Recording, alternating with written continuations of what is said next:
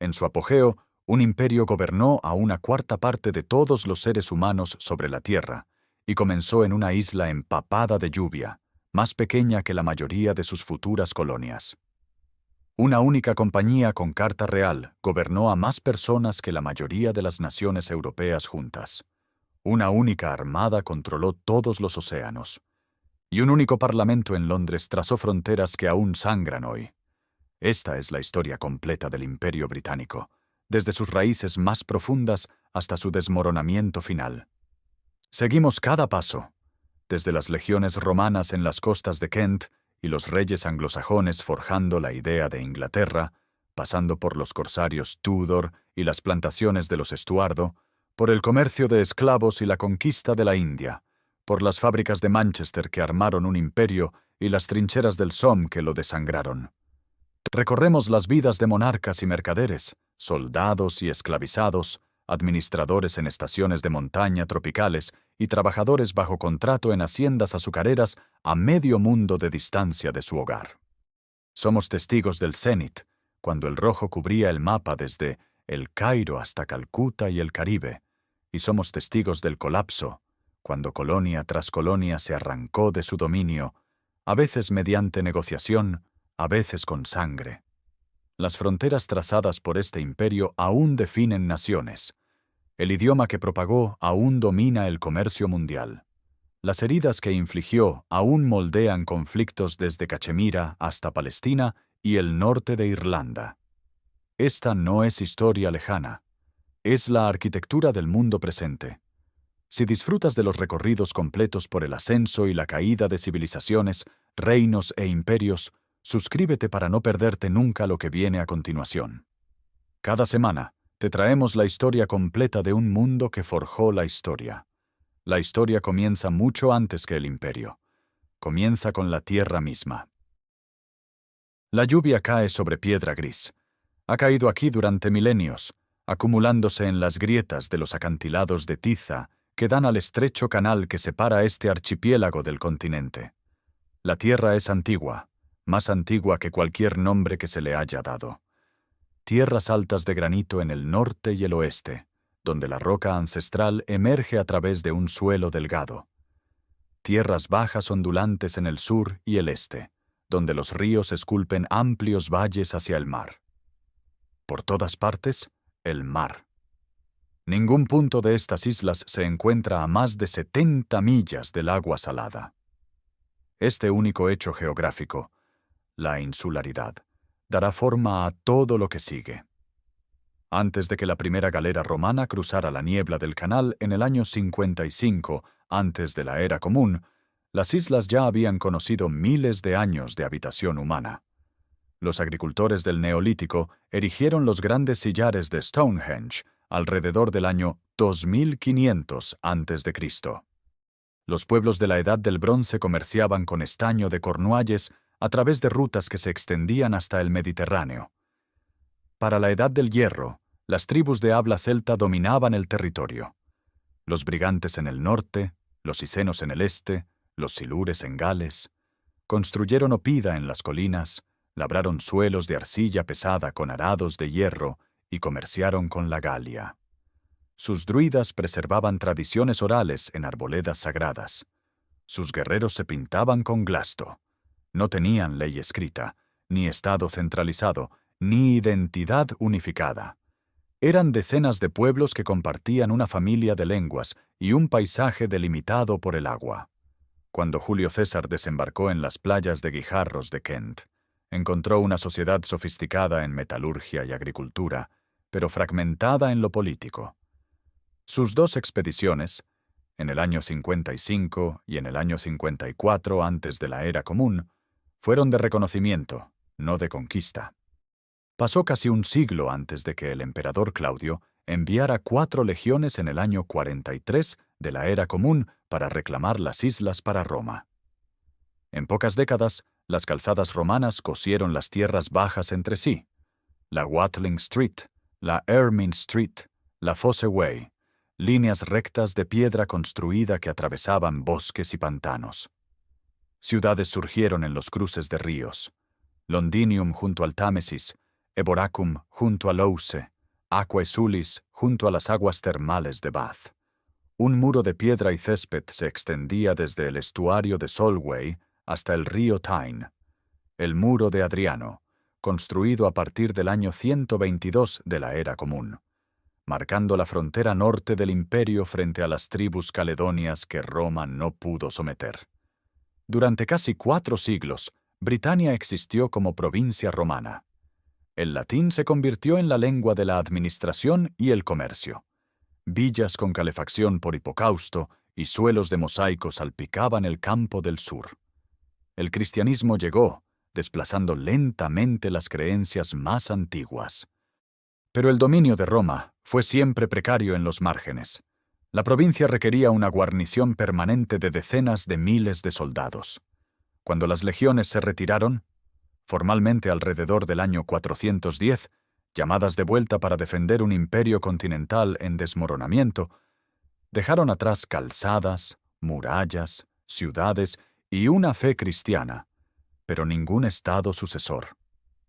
La maquinaria administrativa se derrumbó en el plazo de una generación. En este vacío llegaron nuevos pueblos desde el otro lado del Mar del Norte. Anglos, sajones y jutos, guerreros y agricultores de habla germánica, cruzaron en barcos de roble de construcción superpuesta durante los siglos V y VI. Si fue por invasión, migración o asentamiento gradual, sigue siendo objeto de debate, pero el resultado transformó las islas. Los britanos de habla celta fueron empujados hacia el oeste, hacia Gales, Cornualles y al otro lado del mar hacia Bretaña. Los recién llegados establecieron pequeños reinos: Wessex, Mercia, Northumbria, East Anglia, Kent, cada uno gobernado por señores guerreros que impartían justicia desde salones de madera. Trajeron sus propios dioses, su propia lengua, el inglés antiguo, y sus propias estructuras sociales: Thegns, Ceorls y Thralls, vinculados por juramentos de lealtad. El propio nombre Inglaterra deriva de los anglos. La tierra estaba siendo rehecha, no meramente ocupada. Nuevas identidades cristalizaron en torno al parentesco, el señorío y el territorio. La profunda pluralidad de la isla, celta, romana, germánica, se convirtió en el lecho de roca sobre el que los siglos posteriores habrían de construir. Una nueva dinastía se apodera del trono en un campo empapado de sangre en Leicestershire.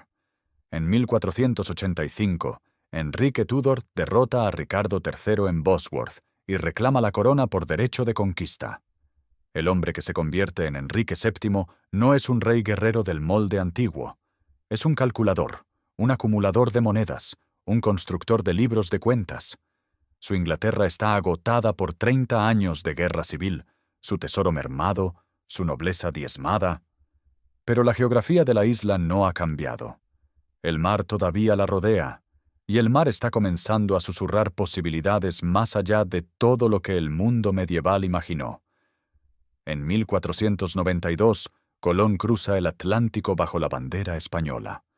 5 años después, Enrique VII envía su propia expedición hacia el oeste. Un marinero veneciano llamado Giovanni Caboto, conocido en inglés como John Cabot, zarpa de Bristol con una tripulación de 18 hombres a bordo del pequeño barco Matthew. En junio de 1497, Cabot desembarca en algún lugar de la costa de Terranova o Nueva Escocia. Planta las banderas de Inglaterra y Venecia, reclama el territorio para la corona inglesa y regresa con noticias de unas aguas tan repletas de bacalao que las cestas bajadas por la borda suben llenas. No es oro, no son especias, pero es riqueza, y es un comienzo.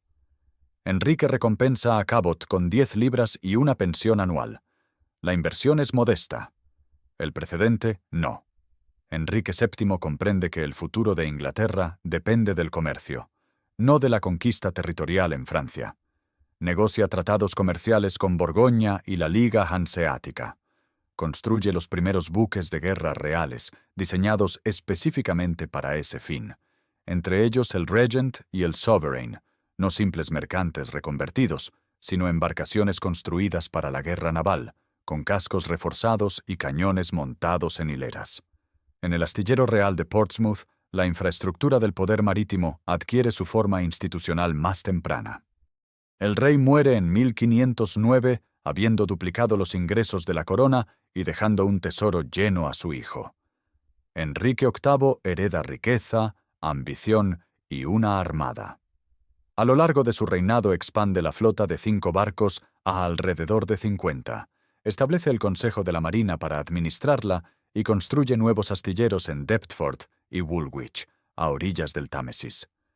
El Mary Rose, botado en 1511, lleva pesados cañones de bronce en una cubierta de artillería dedicada, un salto tecnológico que transforma el combate naval de acciones de abordaje en duelos de artillería. Pero es la ruptura de Enrique con Roma la que remodela el destino de Inglaterra de manera más profunda. Cuando el Papa Clemente VII se niega a anular su matrimonio con Catalina de Aragón, Enrique se declara cabeza suprema de la Iglesia de Inglaterra en 1534. El acta de supremacía separa a Inglaterra de la cristiandad católica. Las consecuencias se suceden en cascada. Entre 1536 y 1541, Enrique disuelve los monasterios. Más de 800 casas religiosas son entregadas, sus tierras confiscadas, sus tesoros fundidos.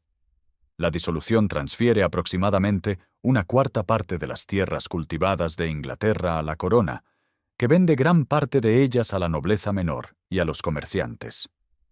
Surge una nueva clase de terratenientes, cuyas fortunas están ligadas al asentamiento protestante y cuya lealtad ha sido comprada con propiedades. La riqueza que antes fluía hacia Roma ahora circula dentro de Inglaterra. El plomo monástico es arrancado de los tejados y fundido en proyectiles.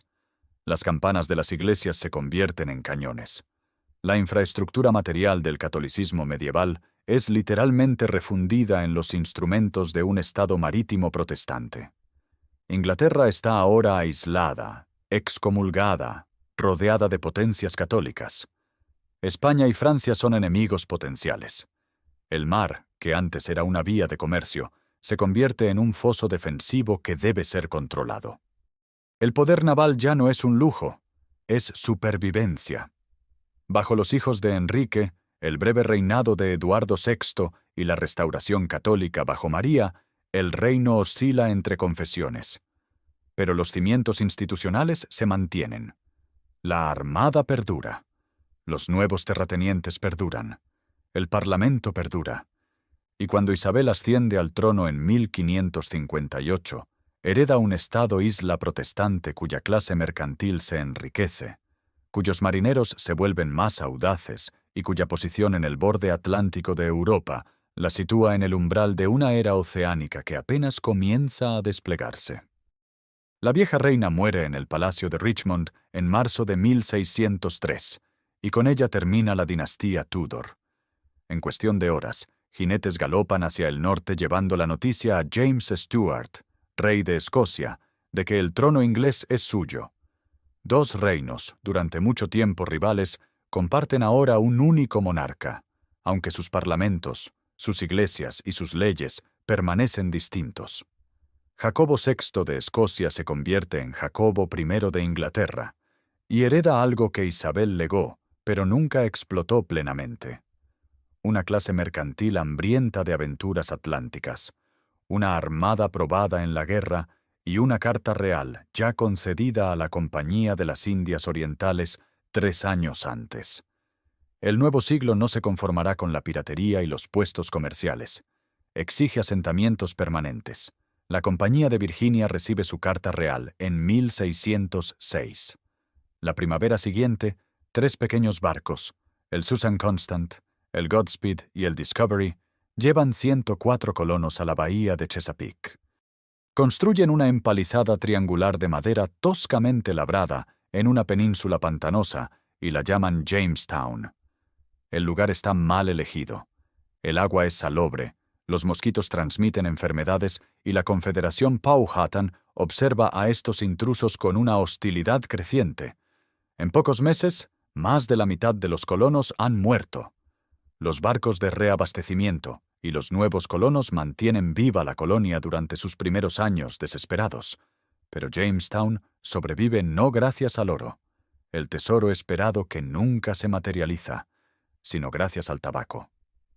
Hacia 1614, el cultivo por parte de John Rolfe de una variedad de tabaco caribeño produce una cosecha que Inglaterra comprará en cantidades enormes. La hierba lo transforma todo. Exige tierra, mano de obra y más tierra todavía.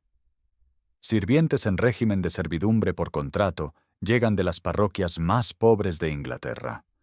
Luego, en 1619, un barco de guerra holandés vende aproximadamente 20 africanos esclavizados a los colonos. La transacción es pequeña, casi incidental en los registros. Sus consecuencias resultarán ser inconmensurables. Más al norte, un impulso diferente impulsa el asentamiento. En 1620, el Mayflower deposita 102 separatistas puritanos en la costa de lo que ellos llaman Nueva Inglaterra. La colonia de Plymouth se aferra a la supervivencia durante su primer invierno, perdiendo casi la mitad de sus miembros. Pero a diferencia de los buscadores de beneficios de Virginia, estos colonos vienen a construir una comunidad piadosa más allá del alcance de los obispos. La Compañía de la Bahía de Massachusetts, con carta real en 1629, trae miles más, educados, organizados, llevando consigo su carta real, de modo que el gobierno reside en la propia colonia y no en Londres. Hacia 1640, unos 20.000 hombres y mujeres ingleses han cruzado el Atlántico hacia Nueva Inglaterra. Pueblos con casas de reunión, escuelas y campos comunales cercados salpican la costa. Mientras tanto, el Caribe seduce con una promesa diferente. Los colonos ingleses reclaman Barbados en 1627. Inicialmente plantan tabaco y algodón con mano de obra blanca en régimen de servidumbre por contrato. Pero en el transcurso de 2 décadas, los comerciantes holandeses introducen técnicas de cultivo del azúcar aprendidas en Brasil. El azúcar transforma Barbados en un horno de beneficios y crueldad. Hacia la década de 1650, los plantadores de la isla importan miles de africanos esclavizados anualmente. El modelo de plantación, monocultivo, trabajo esclavizado y riqueza absentista, que fluye de regreso a Inglaterra, se cristaliza aquí antes de extenderse a Jamaica, las islas de Sotavento y eventualmente al sur de América. El comercio atlántico de esclavos, todavía modesto en estas primeras décadas, está construyendo la infraestructura de barcos, fuertes costeros y redes comerciales que eventualmente transportará a millones encadenados. De vuelta en Inglaterra, la monarquía de los Estuardo avanza tambaleante hacia la catástrofe. Carlos I gobierna sin el Parlamento durante 11 años, impone impuestos por prerrogativa real y se enemista por igual con los puritanos, los comerciantes y la nobleza rural. La guerra civil estalla en 1642. Hacia 1649, el rey es juzgado, condenado y decapitado frente a la casa de banquetes en Whitehall, un acto que conmociona a Europa. La Commonwealth, bajo Oliver Cromwell, no resulta ser menos imperial en sus ambiciones. El Acta de Navegación de 1651 decreta que las mercancías coloniales deben viajar en barcos ingleses hacia puertos ingleses, estrangulando la competencia holandesa. En 1655, el diseño occidental de Cromwell arrebata Jamaica a España, plantando la bandera inglesa sobre la mayor isla caribeña reclamada hasta entonces. Irlanda es conquistada con una minuciosidad devastadora. Tierras confiscadas, católicos desposeídos, colonos instalados en terrenos robados. Los patrones ensayados en Irlanda operan ahora a ambos lados del Atlántico. Hacia 1660, cuando la monarquía es restaurada bajo Carlos II, Inglaterra posee una cadena de colonias que se extiende desde Massachusetts hasta Barbados, vinculadas por leyes de navegación, sostenidas por trabajo forzado y generando una riqueza que fluye sin cesar hacia Londres.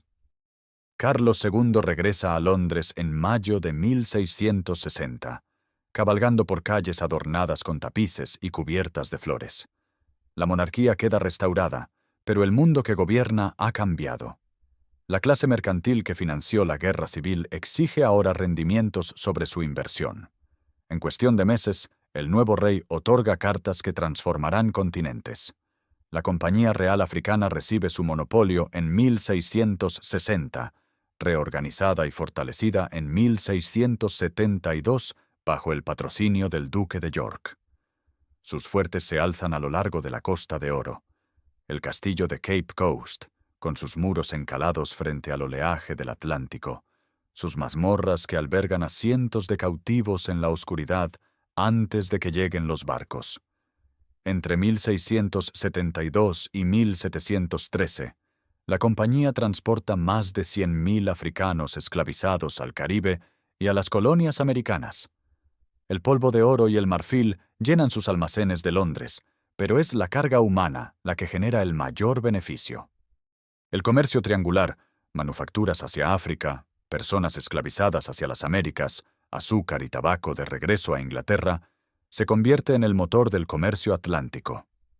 En 1670, Carlos otorga una carta a la Compañía de la Bahía de Hudson, reclamando toda la cuenca hidrográfica que desemboca en ese mar del norte, un territorio más grande que Europa Occidental, conocido por la compañía simplemente como Tierra de Rupert.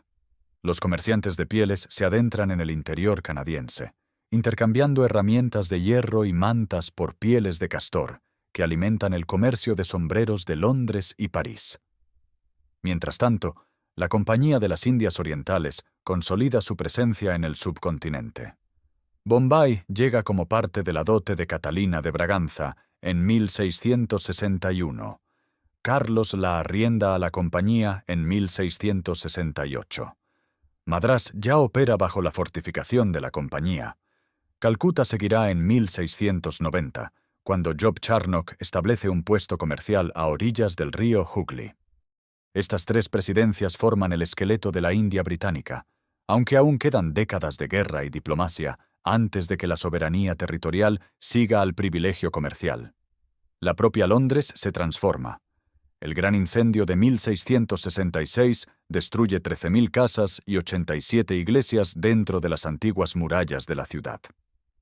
De las cenizas surge la nueva Catedral de San Pablo de Christopher Wren, cuya cúpula es visible desde kilómetros de distancia. Una declaración de confianza metropolitana. La ciudad reconstruida es una ciudad de ladrillo y piedra, de cafeterías donde los comerciantes negocian seguros e información sobre el comercio marítimo, de muelles que crujen bajo el peso de las importaciones coloniales. Luego llega la revolución que hace posible el imperio desde el punto de vista financiero. En 1688, los lores protestantes invitan a Guillermo de Orange a invadir el país. Jacobo II huye. La Revolución Gloriosa instala a Guillermo y María bajo condiciones dictadas por el Parlamento. La Declaración de Derechos de 1689 limita la prerrogativa real, garantiza el consentimiento parlamentario para la tributación y establece el imperio de la ley por encima del gobierno de los reyes. Este acuerdo constitucional crea algo sin precedentes. Un Estado cuyas deudas están garantizadas no por la palabra de un monarca, sino por un estatuto parlamentario. Los inversores confían en él. El capital fluye. En 1694 se funda el Banco de Inglaterra, una institución de capital compartido que presta al gobierno 1.200.000 libras al 8% de interés para financiar la guerra contra Francia.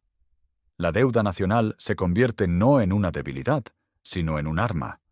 Gran Bretaña puede endeudarse a menor coste que cualquier rival porque los prestamistas creen que el Parlamento honrará sus obligaciones.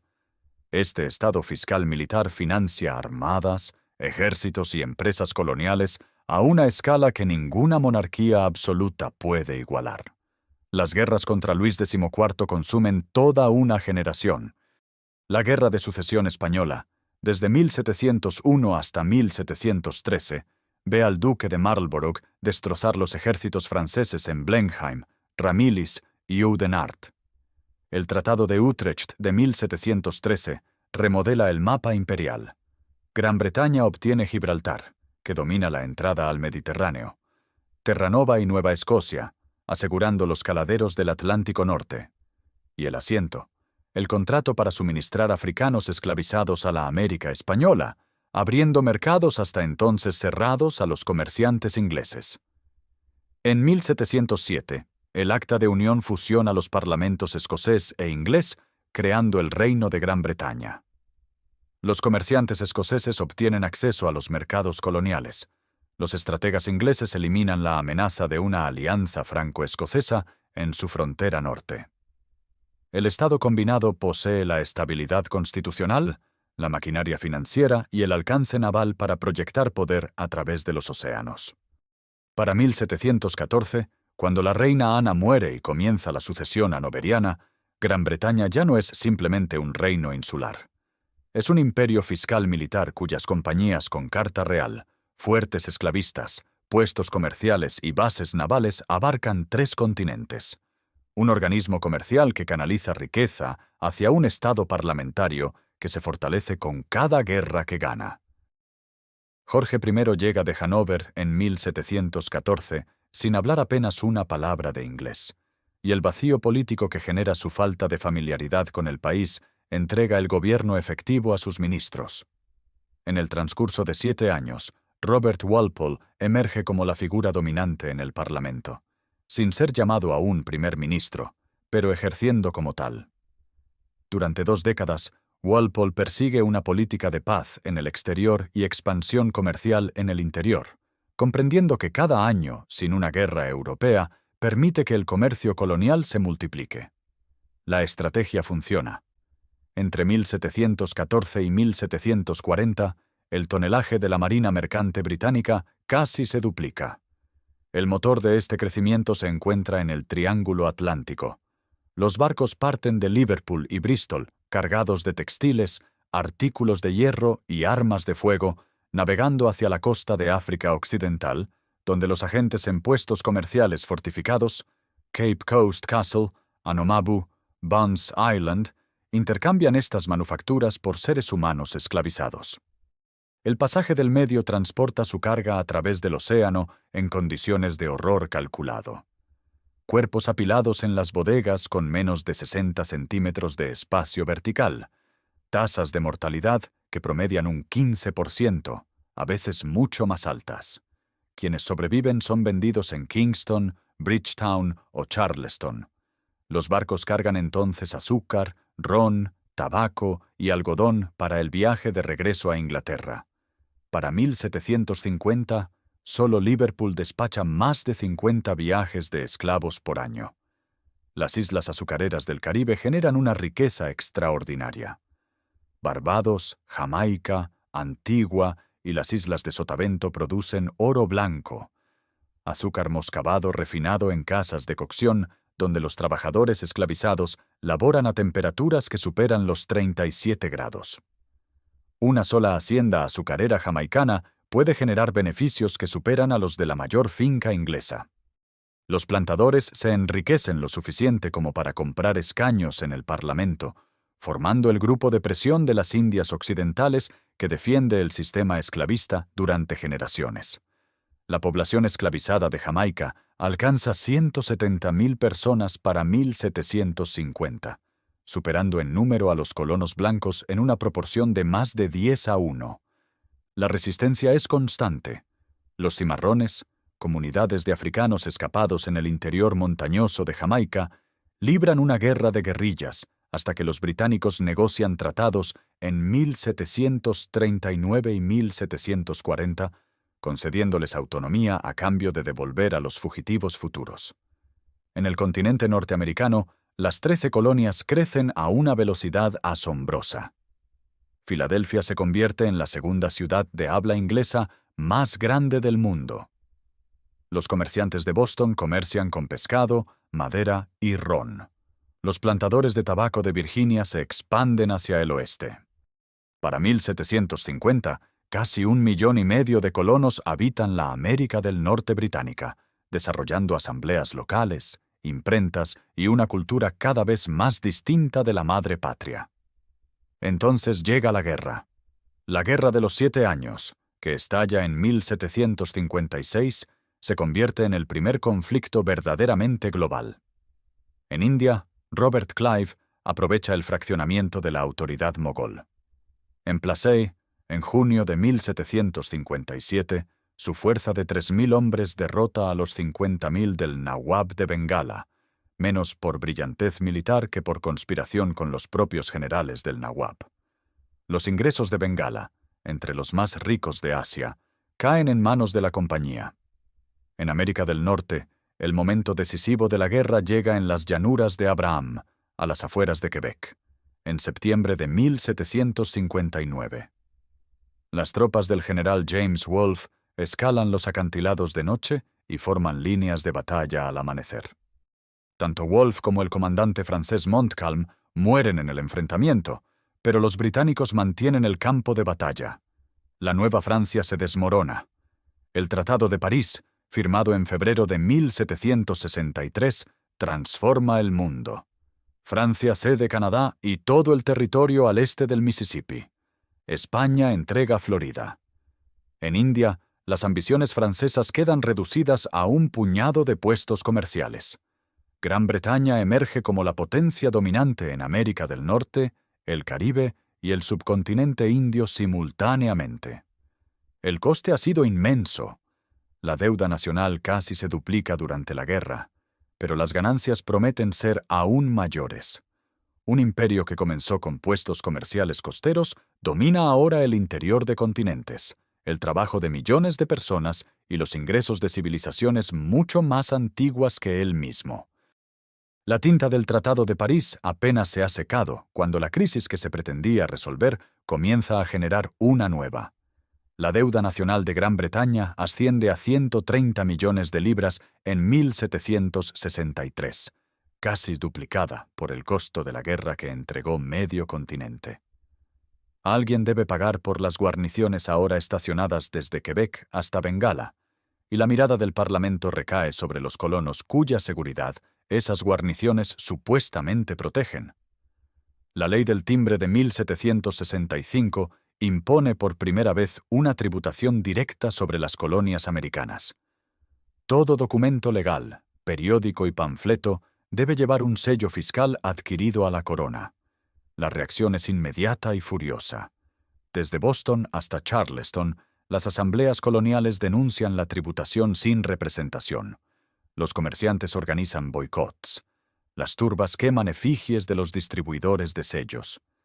El Parlamento deroga la ley en menos de un año, pero al mismo tiempo aprueba la ley declaratoria, afirmando su derecho absoluto a legislar para las colonias en todos los casos sin excepción. El choque constitucional es ahora inevitable. A lo largo de finales de los años 60 y principios de los años 70 del siglo XVIII, cada afirmación parlamentaria de autoridad, los aranceles Townshend, la ley del té, se encuentra con una resistencia colonial creciente. En abril de 1775, los disparos de mosquete en Lexington y Concord transforman la protesta en guerra. El Congreso Continental declara la independencia en julio de 1776 y lo que comenzó como una disputa fiscal se convierte en una lucha revolucionaria observada por todas las potencias europeas. Las ventajas militares de Gran Bretaña son formidables. Soldados profesionales, la armada más grande del mundo, vastos recursos financieros. Pero la logística de proyectar fuerza a través de casi 5.000 kilómetros de océano resulta devastadora. La guerra se extiende a lo largo de 8 años de campañas sin resultados decisivos, resistencia guerrillera y errores estratégicos. Francia entra en el conflicto en 1778, seguida por España y la República Holandesa. De repente, Gran Bretaña se enfrenta a una guerra global, con su armada extendida desde el Caribe hasta el Océano Índico. En Yorktown, en octubre de 1781, una fuerza combinada franco-americana atrapa a Cornwallis y sus 7.000 soldados. La rendición pone fin al esfuerzo militar británico significativo en América. El Tratado de París de 1783 reconoce la independencia de los Estados Unidos. Gran Bretaña conserva Canadá, las islas azucareras del Caribe y sus posesiones en la India, pero la pérdida es devastadora. La porción más próspera y más poblada del imperio, perdida. el establishment político convulsiona. El gobierno de Lord North cae. La crisis obliga a una reflexión sobre cómo se gobiernan las colonias, cómo se regula el comercio, cómo se distribuye el poder entre la metrópoli y la periferia. Sin embargo, el imperio no se contrae. Gira. William Pitt, el joven, primer ministro a los 24 años, estabiliza las finanzas y redirige la energía imperial. La Ley de la India de 1784 establece una junta de control que somete a la Compañía de las Indias Orientales a la supervisión parlamentaria mientras preserva sus operaciones comerciales. Lord Cornwallis, el mismo general que se rindió en Yorktown, es enviado a Bengala como gobernador general, con la tarea de reformar la corrupta administración de la compañía. La liquidación permanente de 1793 fija los ingresos territoriales en Bengala, creando una clase de zamindares leales a la autoridad británica. La India se convierte en el nuevo centro de gravedad del imperio. Al mismo tiempo, la pérdida de América crea una crisis de transporte. Gran Bretaña ya no puede enviar convictos a las colonias que antes los absorbían. En mayo de 1787, 11 barcos que transportan más de 700 convictos parten de Portsmouth hacia Botany Bay. La primera flota llega a Nueva Gales del Sur en enero de 1788. Lo que comienza como un vertedero penal se convertirá en una colonia de colonos y luego en un dominio continental. El Pacífico, antes periférico, entra en la imaginación imperial como un espacio de posibilidades ilimitadas. El giro hacia el este se acelera a lo largo de los años 90 del siglo XVIII, cuando la Francia revolucionaria sumerge a Europa en una generación de guerra. La contienda de Gran Bretaña con Napoleón se libra no solo en los campos de batalla, sino también a lo largo de las rutas comerciales, en las posesiones coloniales y en los puntos de estrangulamiento del comercio global. La Armada Real se convierte a la vez en el instrumento de supervivencia y de supremacía, bloqueando los puertos franceses, apoderándose de las colonias enemigas y protegiendo la marina mercante que transporta la riqueza imperial. Las guerras contra Napoleón concluyen en Waterloo en junio de 1815, y Gran Bretaña emerge no simplemente victoriosa, sino estructuralmente transformada. 22 años de conflicto casi continuo han forjado una base industrial como ninguna que el mundo haya visto jamás. Las fundiciones que fabricaban cañones ahora fabrican rieles de ferrocarril. Los molinos textiles que tejían uniformes ahora tejen algodón para exportar a todos los continentes. El sistema financiero que financió los ejércitos de Wellington ahora canaliza capital hacia minas, fábricas, canales y empresas de capital compartido con una velocidad que desconcierta a los contemporáneos. El vapor es el motor de esta transformación. En los yacimientos de carbón de Northumberland y del sur de Gales, las máquinas de pozo bombean agua desde pozos cada vez más profundos. En Manchester, los telares mecánicos multiplican la producción 100 veces más allá de lo que los tejedores a mano podían lograr. Para 1830, Gran Bretaña produce más de la mitad de la tela de algodón del mundo, casi toda hilada y tejida por máquinas. El algodón en bruto llega del sur de los Estados Unidos, recogido por manos esclavizadas. La abolición del comercio no ha cortado la cadena económica, simplemente la ha redirigido a través de mecanismos de mercado. Los muelles de Liverpool reciben fardos por barco cargado. Los molinos de Manchester los consumen. Los textiles terminados fluyen hacia afuera a la India, África, América Latina y China, socavando a los productores locales y rehaciendo las economías globales. El ferrocarril acelera todo. El ferrocarril de Liverpool y Manchester de George Stephenson abre en 1830, y en el transcurso de 2 décadas más de 6.000 millas de vías entrecruzan la isla. El carbón se mueve hacia los puertos, los productos manufacturados se mueven hacia los mercados, los trabajadores se mueven hacia las ciudades. Birmingham, Leeds, Sheffield y Glasgow se llenan de migrantes del campo. El costo humano es descomunal. Niños de apenas 5 años se arrastran por los túneles de las minas. Los obreros de las fábricas trabajan turnos de 14 horas en habitaciones sin ventilación, El cólera arrasa los conventillos que carecen de saneamiento. La Ley de Fábricas de 1833 limita el trabajo infantil en los molinos textiles. Leyes posteriores amplían las protecciones, aunque la aplicación sigue siendo irregular durante décadas. El poder político se desplaza para adaptarse a la realidad económica. La Ley de Reforma de 1832 redistribuye los escaños parlamentarios de los distritos despoblados hacia las nuevas ciudades industriales, otorgando el derecho al voto a la clase media propietaria. El movimiento cartista de las décadas de 1830 y 1840 exige el sufragio masculino universal, el voto secreto y los parlamentos anuales, demandas denegadas en su momento pero cumplidas en el transcurso de una generación. La derogación de las leyes de cereales en 1846, impulsada por Richard Cobden y John Bright, desmantela el proteccionismo agrícola y consagra el libre comercio como doctrina nacional. El grano barato fluye desde el exterior. Los productos manufacturados británicos fluyen hacia afuera sin obstáculos arancelarios. Esta doctrina se extiende más allá del comercio hacia la geopolítica. Donde las colonias formales resultan costosas, Gran Bretaña ejerce su dominio a través de acuerdos comerciales, coerción naval y apalancamiento financiero. En América Latina, las repúblicas recién independizadas toman préstamos de los bancos de Londres y adquieren productos manufacturados británicos. La Marina Real garantiza que ningún rival europeo reimplante el control colonial. En el Imperio Otomano, los diplomáticos británicos obtienen condiciones comerciales preferenciales. En China, la ecuación es más cruda. Cuando la dinastía Qing intenta suprimir el comercio de opio que drena la plata de su economía, los buques de guerra británicos bombardean las ciudades costeras. La Primera Guerra del Opio, librada entre 1839 y 1842, concluye con el Tratado de Nankín. 5 puertos de tratado abiertos a los comerciantes británicos, una indemnización de $21 millones de plata y la cesión de la isla de Hong Kong a perpetuidad.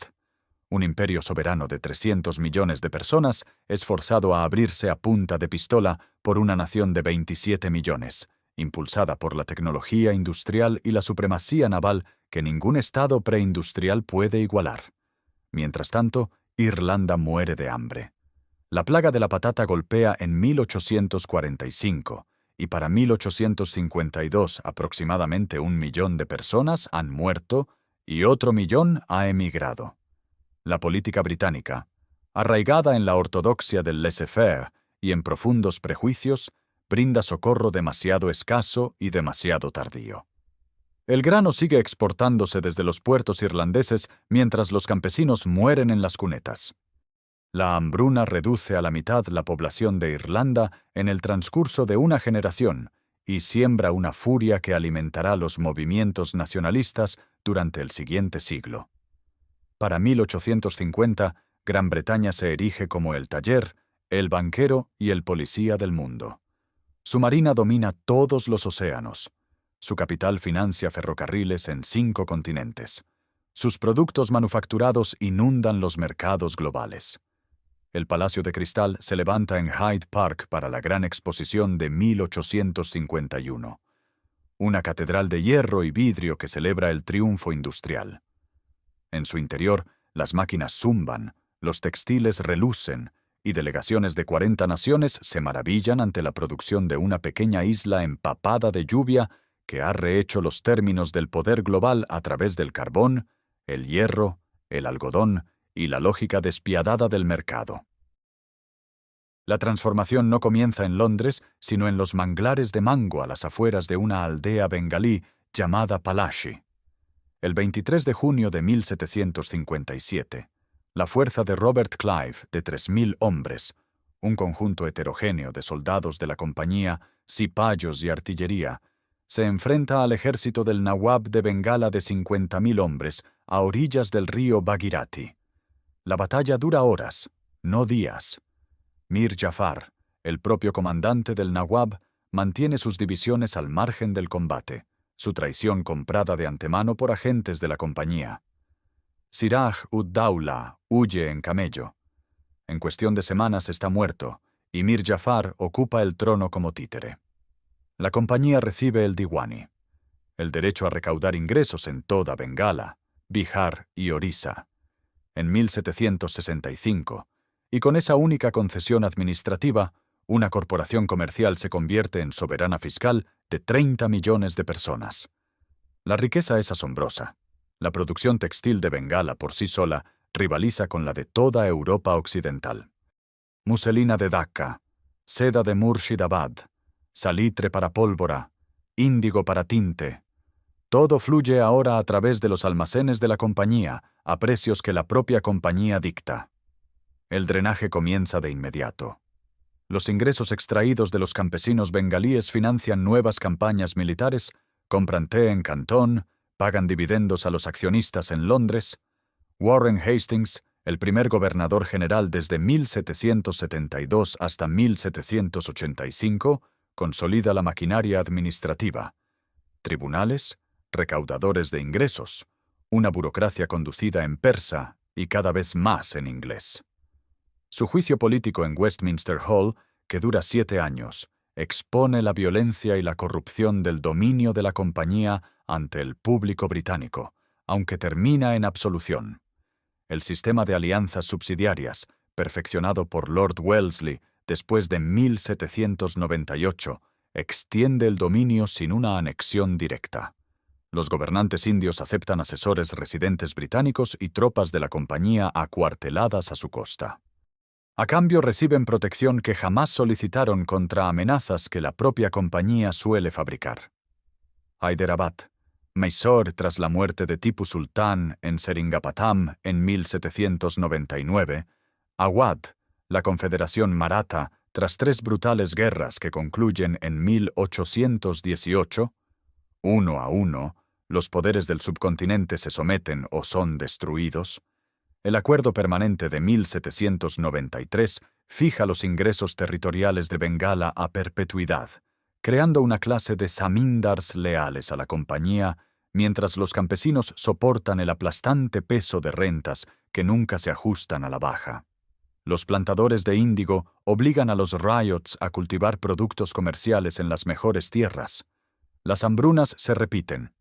La gran hambruna de Bengala de 1770, una década después del control de ingresos de la compañía, mata a un estimado de 10 millones de personas.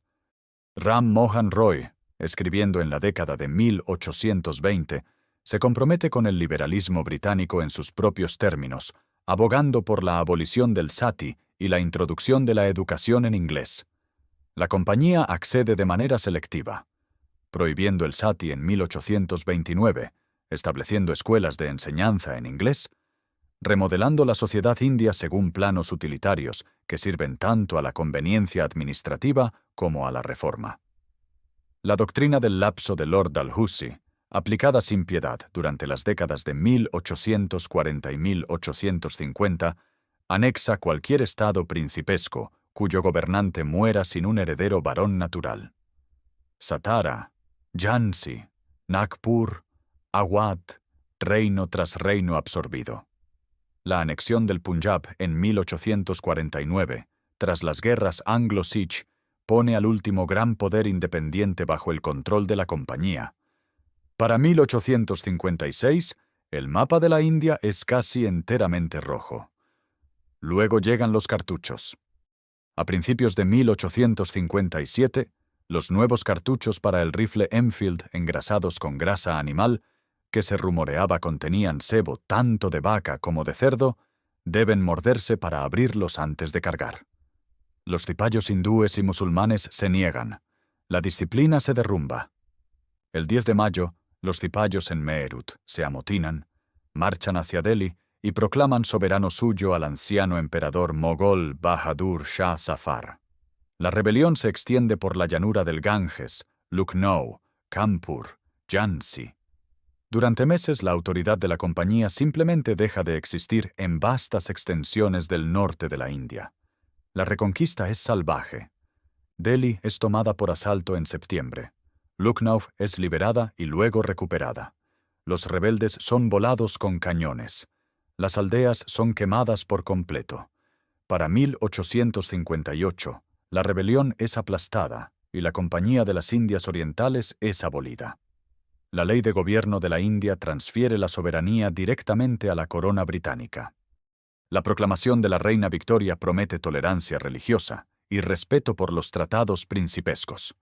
La India se convierte en el Raj, gobernada desde Calcuta por un virrey responsable ante el Parlamento, administrada por el Servicio Civil Indio, defendida por un ejército reconstituido cuidadosamente dividido según líneas de casta y religión para prevenir futuras unidades. La joya está ahora firmemente engarzada en la corona imperial, sostenida no por comerciantes sino por el propio Estado. La nueva capital del virrey en Calcuta se erige como el corazón administrativo de un dominio que se extiende desde el paso de Khyber hasta el estrecho de Malaca. Pero la transformación de 1858 hace algo más que transferir la soberanía de una compañía comercial a la corona. Anuncia una nueva filosofía de gobierno imperial, construida sobre ferrocarriles, telégrafos, leyes codificadas y la serena convicción de que la civilización británica representa la cúspide del logro humano. Las décadas que siguen son los años de la Pax Británica, cuando el imperio alcanza su cenit de seguridad en sí mismo y de alcance global. La infraestructura llega primero. Para 1870, más de 5.000 millas de vías férreas cruzan el subcontinente indio, transportando algodón a los muelles de Bombay, tropas a las guarniciones fronterizas y funcionarios administrativos a las sedes de los distritos. El cable telegráfico sigue la línea del ferrocarril. Los mensajes que antes tardaban meses en llegar por barco de vela, ahora viajan en horas desde Calcuta hasta Londres a través de cables submarinos tendidos bajo el Mediterráneo y el Mar Rojo. La red de cables se expande sin cesar. Para 1880, más de 97.000 millas de cable submarino conectan cada posesión británica importante. La información es poder, y Gran Bretaña controla los cables. En el interior del país, la segunda ley de reforma de 1867 duplica el electorado, otorgando el derecho al voto a los trabajadores urbanos por primera vez. Disraeli y Gladstone se alternan en el poder, y su rivalidad moldea tanto las reformas internas como la ambición imperial. Es Disraeli quien ejecuta el golpe maestro de 1875. La compra de las acciones del Jedebe de Egipto en la Compañía del Canal de Suez por 4 millones de libras, financiada a través del Banco Rothschild. El canal, inaugurado en 1869, reduce a la mitad el viaje a la India. El control de sus acciones otorga a Gran Bretaña influencia sobre las finanzas de Egipto y, en última instancia, sobre su soberanía. Al año siguiente, la Ley de Títulos Reales de 1876 proclama a Victoria emperatriz de la India. El título es algo más que vanidad. Señala a los rivales europeos, a los príncipes indios y a los 300 millones de súbditos del subcontinente que la India pertenece de manera permanente a la corona británica. La Casa de Gobierno en Calcuta, con sus columnas neoclásicas y sus amplios jardines, se convierte en la sede de una corte virreinal, modelada sobre la propia monarquía. La expansión continúa en la periferia. En Malaya, el Tratado de Pankor, de 1874, instala residentes británicos en los sultanatos ricos en estaño, de Perak, Selangor y Sungai Ujong. En el sur de África, la anexión del Transvaal en 1877 provoca un resentimiento bóer que se irá agravando durante décadas. La Guerra Zulú de 1879 comienza con la catástrofe de Isandlwana, donde más de 1.300 soldados británicos y coloniales son abatidos por los impis de Cetshwayo, antes de que el abrumador poder de fuego se imponga en Ulundi. Egipto cae a continuación. La revuelta nacionalista encabezada por el coronel Urabi amenaza a los tenedores de bonos europeos y el acceso al canal. En septiembre de 1882, las fuerzas británicas al mando de Wolseley derrotan al ejército de Urabi en Tel el-Kebir en menos de una hora. La ocupación se declara temporal. Durará 72 años. La Marina Real sustenta todo lo demás. Sus acorazados de hierro, impulsados por carbón y revestidos de blindaje, patrullan desde Malta hasta Singapur, desde El Cabo hasta Halifax. El estándar de las dos potencias, que consiste en mantener una flota equivalente a la suma de las dos marinas más grandes siguientes, garantiza que ningún rival pueda desafiar las rutas marítimas británicas. En las colonias de colonos, el autogobierno avanza. La Confederación Canadiense de 1867, seguida del gobierno responsable en las colonias australianas y en Nueva Zelanda, crea un nivel de dominios leales que gestionan sus propios asuntos mientras permanecen vinculados a la corona en materia de defensa y política exterior. La Ley de Consejos de la India de 1861, en cambio, ofrece únicamente funciones consultivas a las élites indias, una distinción cuidadosa entre colonos blancos considerados capaces de autogobernarse y pueblos sometidos considerados no preparados para ello. Luego llega la Conferencia de Berlín de 1884 a 1885. 14 naciones se reúnen para regular las reclamaciones europeas en África. Ningún representante africano asiste. La conferencia no divide por sí misma el continente, pero establece las reglas por las que procederá el reparto. Ocupación efectiva, notificación de reclamaciones y libre navegación de los ríos Congo y Níger. Gran Bretaña entra en la carrera con ventajas que ningún rival puede igualar. Supremacía naval, capital y puntos de apoyo ya existentes desde El Cabo hasta El Cairo, desde Lagos hasta Zanzíbar. El Alto Imperio victoriano se encuentra en la cima de su poder, con su confianza intacta y sus contradicciones aún invisibles para quienes gobiernan desde los ministerios imperiales de Londres. Las reglas acordadas en Berlín se traducen ahora en botas sobre tierra roja, cañoneras en ríos pardos y banderas izadas sobre aldeas cuyos habitantes jamás han oído hablar de las potencias europeas que reclaman soberanía sobre ellos. Entre 1885 y 1900, casi todo el continente africano pasa a estar bajo control europeo, y Gran Bretaña se apodera de la mayor parte. Aproximadamente el 30% de la masa continental, desde las costas de manglares de África Occidental hasta las mesetas de las tierras altas del este, desde las cabeceras del Nilo hasta los campos de diamantes del sur. Los instrumentos del reparto no son solo ejércitos, sino también compañías con carta real dotadas de autoridad cuasi soberana. La Compañía Real del Níger, bajo el mando de George Topman Goldie, extiende las reclamaciones británicas a lo largo de los ríos Níger y Benue, firmando tratados con gobernantes locales que a menudo no pueden leer los documentos que marcan. En 1886, la compañía recibe su carta real.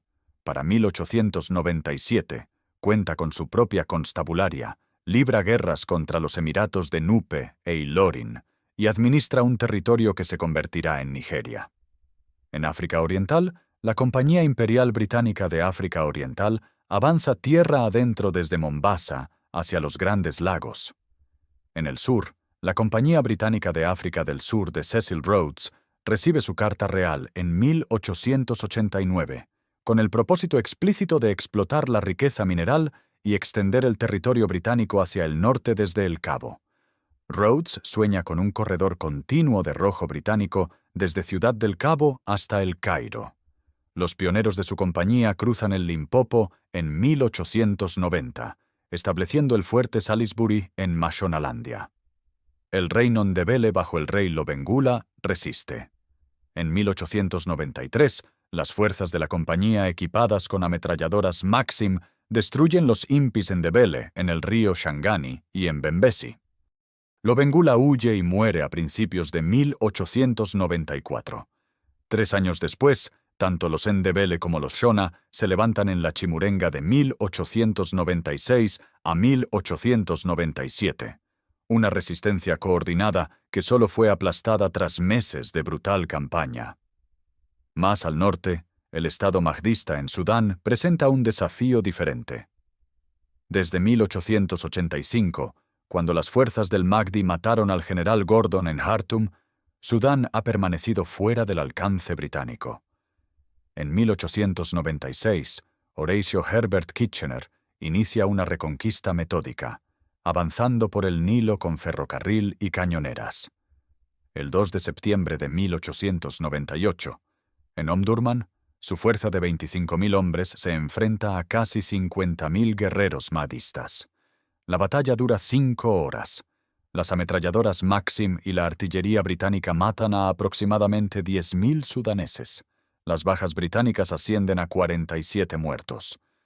La desproporción revela el abismo tecnológico que separa la guerra industrial de la preindustrial. Semanas después, las fuerzas de Kitchener se encuentran con una pequeña expedición francesa en Fashoda, a 500 millas río arriba. Durante semanas, las dos potencias europeas se sitúan al borde de la guerra, por un puesto pantanoso que ninguna ocupa verdaderamente. Francia se retira en noviembre, cediendo el Alto Nilo a Gran Bretaña. En África Occidental, los Ashanti resisten repetidamente. La expedición final de 1900 ve a las fuerzas británicas marchar sobre Kumasi, exiliar al rey Prempeh y anexionar directamente el reino Ashanti. La resistencia es respondida con quema de aldeas y castigos colectivos. Luego llega Sudáfrica, y la guerra que sacude la conciencia del imperio. Las tensiones entre Gran Bretaña y las repúblicas Boer del Transvaal y el Estado Libre de Orange, agudizadas por el descubrimiento de oro en el Witwatersrand en 1886, estallan en conflicto abierto en octubre de 1899. Gran Bretaña espera una victoria rápida.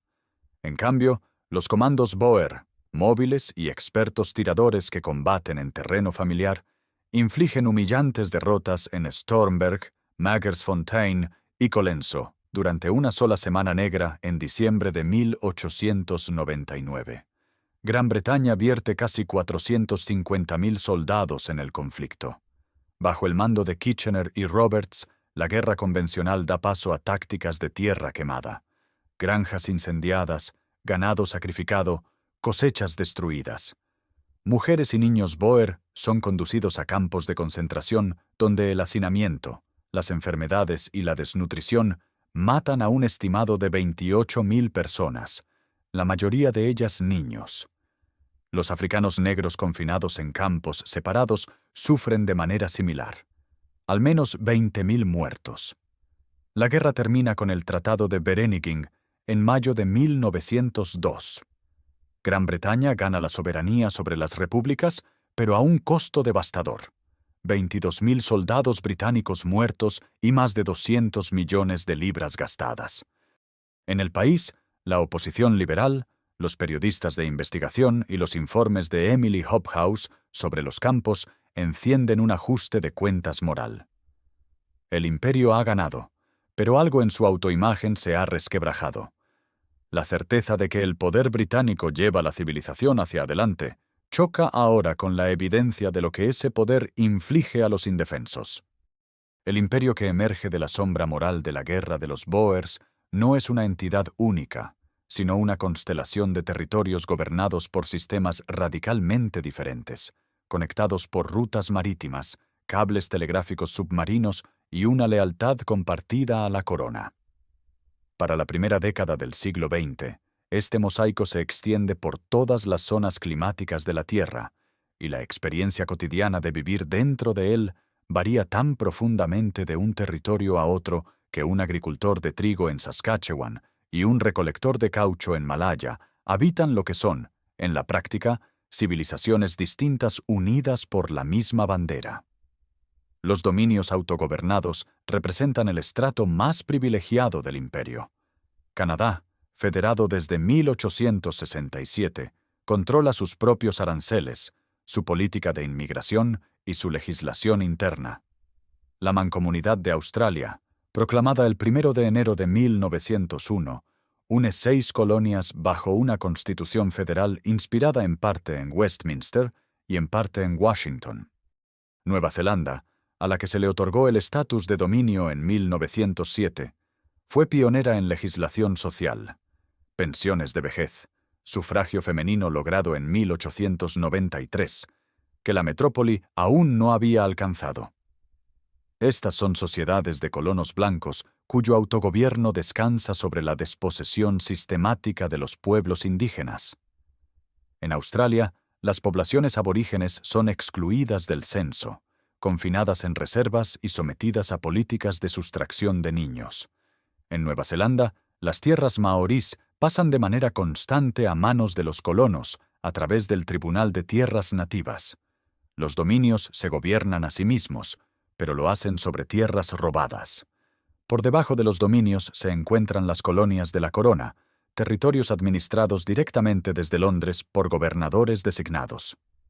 En Jamaica, Trinidad, Ceilán, los asentamientos del Estrecho y docenas de otras posesiones existen consejos legislativos, pero están dominados por funcionarios en lugar de representantes elegidos. La barrera racial opera con distintos grados de formalidad. En los asentamientos del Estrecho, los clubes europeos excluyen a los miembros asiáticos.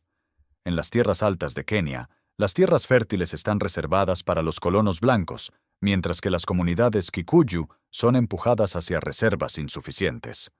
La India ocupa una categoría propia. El Raj gobierna a 300 millones de personas a través de un servicio civil de apenas 1 millar de funcionarios británicos, apoyados por un servicio subordinado indio mucho más numeroso. Los recaudadores de distrito administran territorios del tamaño de condados ingleses, impartiendo justicia, recaudando ingresos y manteniendo el orden. El Congreso Nacional Indio, fundado en 1885, inicialmente solicita una mayor representación dentro del sistema en lugar de la independencia de él. Estaciones de montaña como Simla replican la vida social inglesa a más de 2.000 metros de altitud.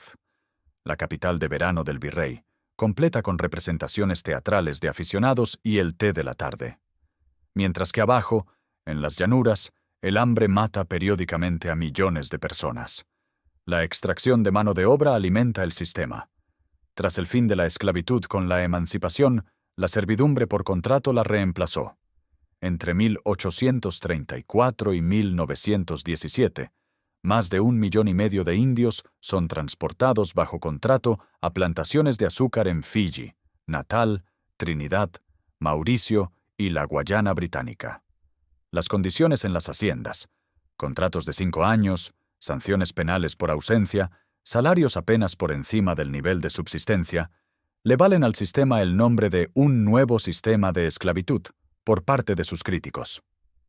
En Malaya, los trabajadores tamiles extraen caucho en vastas haciendas, mientras que los trabajadores chinos trabajan en minas de estaño. En África Oriental, los trabajadores indios construyen el ferrocarril de Uganda, el llamado Expreso Lunático, a un costo de más de 2.500 vidas. Las escuelas misionales difunden la alfabetización en inglés junto con el cristianismo, creando élites coloniales educadas que con el tiempo articularán la demanda de autogobierno en el propio idioma del colonizador.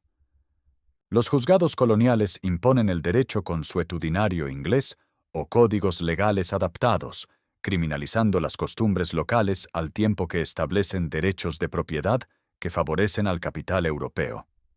Los ferrocarriles transportan materias primas hacia los puertos, algodón indio hacia Lancashire, estaño malayo hacia Liverpool, oro sudafricano hacia el Banco de Inglaterra, mientras que los bienes manufacturados fluyen de regreso por las mismas vías. El imperio en el cambio de siglo es una máquina de asombrosa complejidad, mantenida unida no por el consentimiento, sino por el hábito, la fuerza, la dependencia económica y la absoluta confianza administrativa de una clase dirigente que nunca ha conocido otra cosa. Funciona, extrae, educa de manera selectiva, y en el proceso crea las mismas clases: abogados, periodistas, maestros, empleados, que un día lo desmantelarán desde dentro. El verano de 1914 llega con la certeza mecánica de un horario ferroviario. El 4 de agosto, Gran Bretaña declara la guerra a Alemania, y en cuestión de horas la declaración se propaga a través de los cables telegráficos hasta cada rincón de un imperio que abarca una cuarta parte del globo. La guerra que comienza en los campos de Bélgica se librará en las playas de Turquía, los desiertos de Mesopotamia, la sabana del África Oriental y el barro helado del norte de Francia. Y no la librarán las islas británicas solas, sino el peso completo de un sistema imperial llamado ahora a justificar su existencia con sangre. Los regimientos de caballería indios reciben órdenes de movilización antes de que termine el mes. La Fuerza Expedicionaria India, con más de 130.000 hombres en su primer contingente, zarpa de Bombay y Karachi y llega a Marsella a finales de septiembre. Lanceros sikhs, fusileros gurkhas, infantería rajput y artilleros musulmanes del Punjab desembarcan en los muelles franceses. Sus turbantes y túnicas caqui son una declaración visual de que esta no es una guerra europea. En octubre ya ocupan trincheras cerca de Ypres, soportando gases, fuego de artillería y un invierno flamenco para el que nada en su entrenamiento los ha preparado. En Neuve-Chapelle, en marzo de 1915, las divisiones indias encabezan un asalto que rompe brevemente la línea alemana, la primera ofensiva aliada significativa en el frente occidental, a un costo de más de 4.000 bajas indias en 3 días. Canadá envía su primera división en el otoño de 1914. La Fuerza Imperial Australiana y la Fuerza Expedicionaria de Nueva Zelanda comienzan su entrenamiento en Egipto. El Caribe aporta el Regimiento de las Indias Occidentales Británicas. Desde África Occidental, África Oriental y el sur de África, soldados y porteadores africanos son reclutados, a menudo mediante coacción, para el servicio. Los rifles del rey de África se expanden desde su dotación de tiempos de paz hasta convertirse en una fuerza de decenas de miles de hombres. En el África Oriental alemana, una campaña que comienza en 1914 se prolongará durante 4 años a través de una selva palúdica, matando a muchos más porteadores y transportistas que combatientes. Se estima que 100.000 porteadores africanos mueren de enfermedad y agotamiento solo en ese teatro de operaciones. Gallipoli cristaliza la tragedia de la guerra imperial. En abril de 1915, las fuerzas aliadas desembarcan en la península turca para forzar los Dardanelos y sacar al Imperio Otomano de la guerra. Las tropas australianas y neozelandesas, los Anzac, asaltan la orilla en una cala al pie de acantilados escarpados y quedan inmovilizadas desde la primera hora. Durante 8 meses mantienen una cabeza de playa medida en metros, sufriendo disentería, sed y el fuego turco incesante. Las tropas indias combaten en Cabo Helles. La campaña fracasa por completo. Más de 44.000 aliados muertos permanecen en la península cuando llega la evacuación en enero de 1916. Para Australia y Nueva Zelanda, Gallipoli se convierte en un mito fundacional de la nación, un sacrificio ofrecido en nombre de Gran Bretaña por objetivos elegidos en Londres. En el frente occidental, el imperio sangra a lo largo de 1916 y 1917. El Somme, Passchendaele, Vimy Ridge. Las tropas canadienses toman la cresta en abril de 1917, en una acción que forja la identidad nacional canadiense. Las brigadas sudafricanas son destruidas en Delville Wood. Los cuerpos de trabajo indios cavan trincheras y construyen caminos detrás de las líneas. La guerra consume hombres a escala industrial. Solo Gran Bretaña sufre casi 900.000 bajas militares mortales, y los dominios y colonias cientos de miles más. Mientras tanto, en Oriente Medio, las fuerzas británicas e indias avanzan por el Tigris hacia Bagdad, sufriendo una derrota catastrófica en Kut en abril de 1916, donde más de 13.000 soldados se rinden y soportan un brutal cautiverio otomano. Bagdad cae solo en marzo de 1917. En Palestina, las fuerzas del general Allenby, que incluyen caballería india y la caballería ligera australiana, toman Jerusalén en diciembre de 1917. Detrás de las campañas militares, los diplomáticos trazan el mapa de la posguerra. El Acuerdo Sykes-Picot de 1916 divide en secreto las tierras árabes otomanas entre Gran Bretaña y Francia.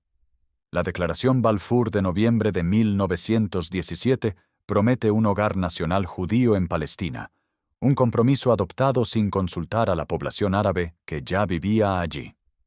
En noviembre de 1918, cuando el armisticio silencia los cañones, el imperio ha alcanzado su mayor extensión territorial. Los mandatos de la Sociedad de Naciones otorgan a Gran Bretaña el control sobre Irak, Palestina y Transjordania. Pero el costo es descomunal. La deuda nacional se ha multiplicado por 14. Una generación de hombres jóvenes yace enterrada desde Flandes hasta Gallipoli y Mesopotamia. Y en las colonias, quienes combatieron esperan reconocimiento. Lo que reciben en cambio es represión, en ningún lugar de forma más brutal que en Jallianwala Bagh, en Amritsar, el 13 de abril de 1919, donde el general Dyer ordena a sus tropas abrir fuego sobre una multitud desarmada, matando al menos a 379 personas. El imperio ha ganado su guerra, pero también ha plantado las semillas de su propia disolución. Las semillas germinan con una velocidad aterradora. En el transcurso de meses tras la masacre de Amritsar, el panorama político de la India británica se transforma. Mohandas Gandhi, ya conocido por sus campañas en Sudáfrica y su lealtad a la corona durante la guerra, dirige ahora esa autoridad moral contra el propio imperio. En agosto de 1920, lanza el movimiento de no cooperación, llamando a los indios a boicotear los tribunales, las escuelas, los títulos y los tejidos importados de origen británico. Millones responden. Hogueras de textiles de Lancashire arden en las plazas de ciudades que van desde Lahore hasta Madrás. Los estudiantes abandonan los colegios del gobierno. Los abogados renuncian a sus lucrativas prácticas. La rueca se convierte en un símbolo revolucionario. Cada hilo de khadi hilado a mano es un silencioso acto de guerra económica contra los molinos de Manchester. Simultáneamente, a casi 5.000 kilómetros al oeste, Irlanda sangra. El levantamiento de Pascua de 1916 había sido aplastado, pero las ejecuciones que siguieron crearon mártires. Para 1919, los representantes elegidos del Sinn Féin se niegan a ocupar sus escaños en Westminster y constituyen en cambio su propio parlamento, el Dáil Éireann, en Dublín. El ejército republicano irlandés libra una guerra de guerrillas contra la Policía Real Irlandesa y los odiados auxiliares conocidos como los negros y caquis, exsoldados reclutados para suprimir la rebelión, con métodos que escandalizan incluso a la opinión pública británica. Las emboscadas en caminos rurales, los incendios de represalia en queserías y centros urbanos, los asesinatos y la guerra de inteligencia definen el conflicto. Para julio de 1921, el agotamiento de ambas partes produce una tregua. El Tratado Anglo-Irlandés de diciembre de 1921 divide la isla, creando el Estado Libre Irlandés en el sur, mientras 6 condados del norte permanecen dentro del Reino Unido. La colonia más antigua se ha liberado parcialmente, y el precedente resuena en cada territorio que observa desde lejos. En Egipto, las manifestaciones masivas de 1919 obligan a Gran Bretaña a conceder una independencia nominal en 1922, aunque las tropas británicas permanecen acantonadas a lo largo del Canal de Suez, y los asesores británicos conservan el control efectivo sobre la defensa y la política exterior. En Irak, una violenta revuelta en 1920 le cuesta a Gran Bretaña más bajas que toda la campaña mesopotámica de la guerra, lo que obliga a la creación de una monarquía cliente bajo Faisal. Independencia en la forma, subordinación en la sustancia. El patrón se repite. Se concede la soberanía formal mientras las palancas estratégicas y económicas permanecen firmemente en manos británicas. De vuelta en la India, Gandhi suspende la no cooperación en febrero de 1922 tras el asesinato a manos de una turba en Chauri Chaura de 22 policías quemados vivos. La repentina detención del movimiento frustra a los radicales, pero preserva su disciplina moral. Los años 20 transcurren en negociaciones constitucionales.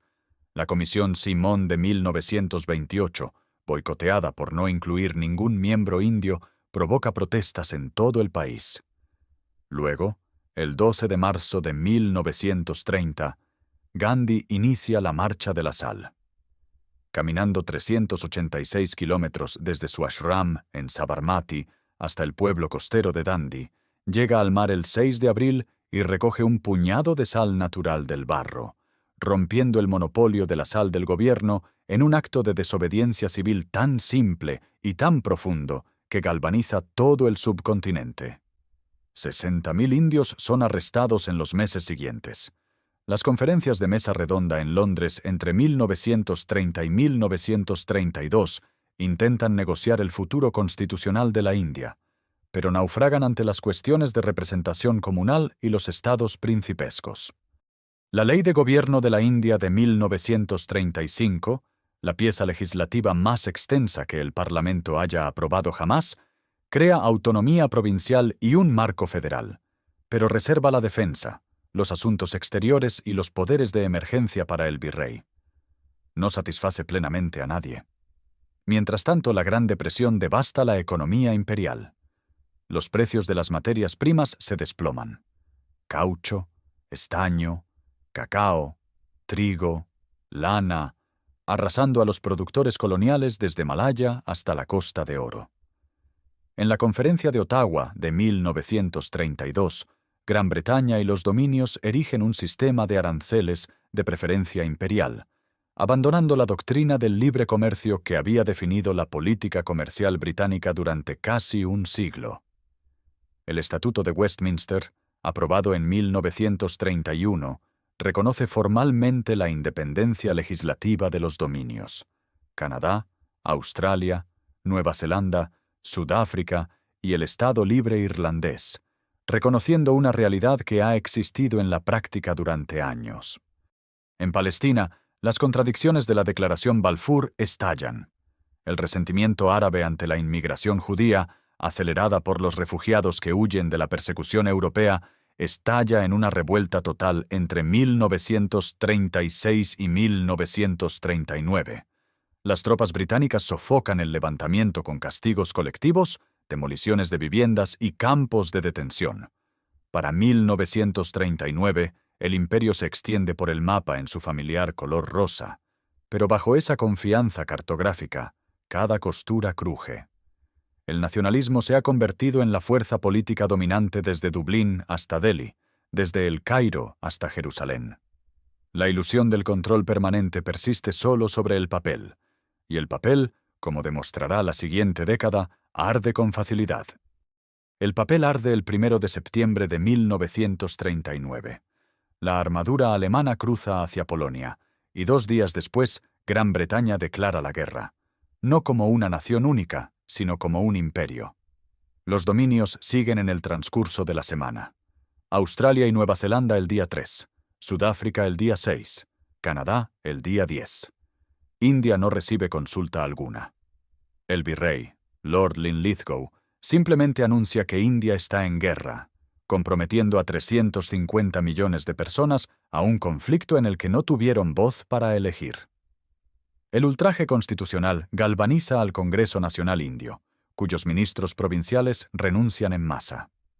El imperio entra en su mayor prueba, ya fracturado en su núcleo. Durante el primer año, la guerra permanece distante de la mayoría de los territorios coloniales. Pero el Blitz transforma Londres en una ciudad de escombros y fuego. Entre septiembre de 1940 y mayo de 1941, los bombarderos alemanes matan a más de 40.000 civiles.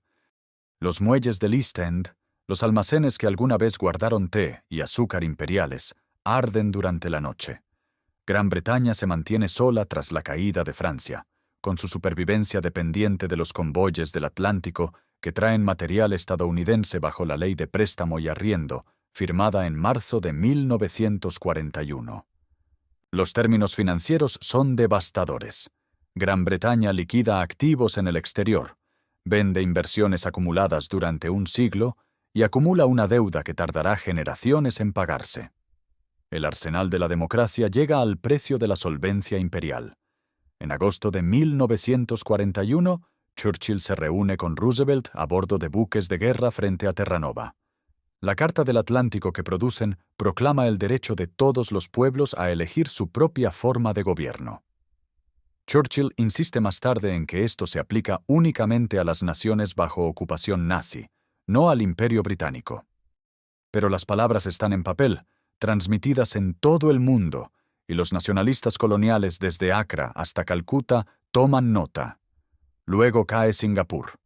El 15 de febrero de 1942, el teniente general Arthur Percival rinde aproximadamente 80.000 tropas ante una fuerza japonesa de la mitad de ese tamaño. Es la mayor capitulación en la historia militar británica. La fortaleza que se suponía debía garantizar el dominio imperial en Asia resulta tener los cañones apuntando hacia el mar, mientras el enemigo avanza por la jungla desde el norte. Por todo el sudeste asiático, en Malaya, Birmania y Hong Kong, la velocidad de la conquista japonesa derrumba el mito de que el poder europeo es invencible. Las poblaciones asiáticas observan a soldados blancos marchando hacia el cautiverio. El daño psicológico al prestigio imperial es irreversible. En India, la caída de Singapur y el avance japonés hacia Birmania llevan la guerra a las puertas del subcontinente. Gandhi lanza el movimiento Quit India en agosto de 1942, exigiendo la retirada inmediata de los británicos. La respuesta es rápida y brutal. Más de 100.000 arrestos, detenciones masivas, ametrallamientos aéreos de manifestantes en algunos distritos. El liderazgo del Congreso pasa el resto de la guerra en prisión. Mientras tanto, Subhas Chandra Bose levanta el Ejército Nacional Indio a partir de prisioneros de guerra, combatiendo junto a Japón contra las fuerzas británicas en Birmania.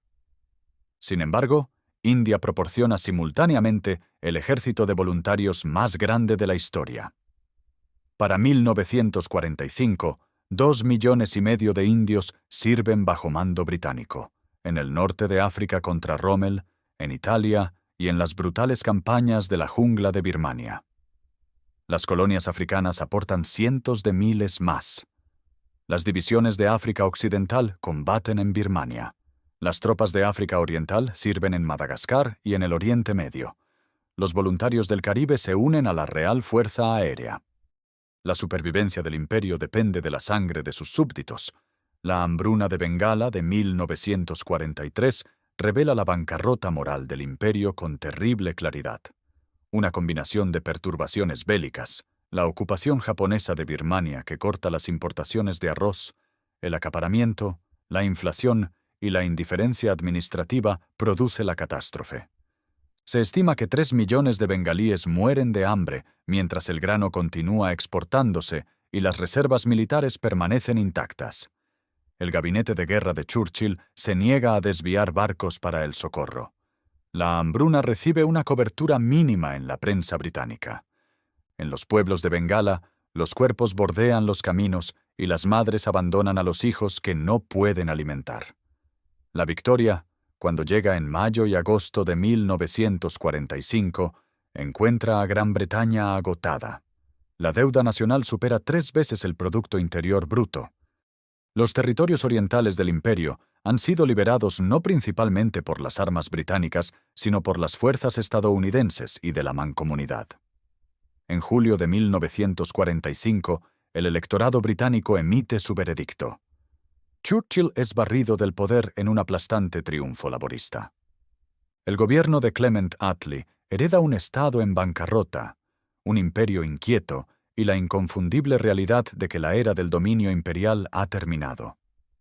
La guerra ha sido ganada. El imperio no la ha sobrevivido. El gobierno de Attlee se mueve con una velocidad que sacude al viejo establishment imperial. En el transcurso de 18 meses tras asumir el cargo, el nuevo primer ministro acepta lo que décadas de agitación nacionalista han hecho innegable. La India no puede retenerse. El subcontinente que en otro tiempo generaba los ingresos que sostenían el poder global británico, ahora drena un tesoro ya vaciado por la guerra. En febrero de 1947, Attlee anuncia que Gran Bretaña transferirá el poder a más tardar en junio de 1948. El virrey, Lord Wavell, es reemplazado por Lord Louis Mountbatten, un hombre de sangre real y confianza suprema, enviado para supervisar la disolución del Raj. Mountbatten llega a Delhi en marzo de 1947 e inmediatamente acelera el calendario. La Liga Musulmana bajo Muhammad Ali Jinnah exige un estado separado. El Congreso Nacional Indio bajo Jawaharlal Nehru insiste en la unidad pero no puede evitar la fractura. En cuestión de semanas, Mountbatten concluye que la partición es inevitable y adelanta la fecha de la independencia a agosto. A un abogado británico llamado Cyril Radcliffe, que nunca había visitado la India, se le dan 5 semanas para trazar las fronteras que dividirán el Punjab y Bengala, partiendo aldeas, sistemas de irrigación, familias y credos a lo largo de líneas trazadas con tinta sobre mapas insuficientes. La Ley de Independencia de la India recibe la sanción real el 18 de julio de 1947. A medianoche del 14 de agosto, Pakistán cobra existencia. Horas más tarde, cuando el reloj marca las 12 del 15, nace la India. En la Asamblea Constituyente de Delhi, Nehru habla de una cita con el destino. La Union Jack desciende sobre el Fuerte Rojo por última vez.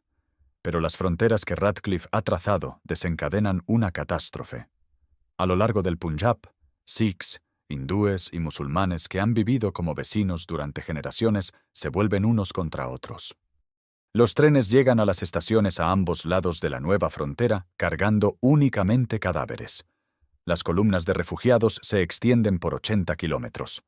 Se calcula que 14 millones de personas son desplazadas y quizás 2 millones mueren en una violencia comunal que ni los nuevos gobiernos ni los británicos que parten pueden controlar.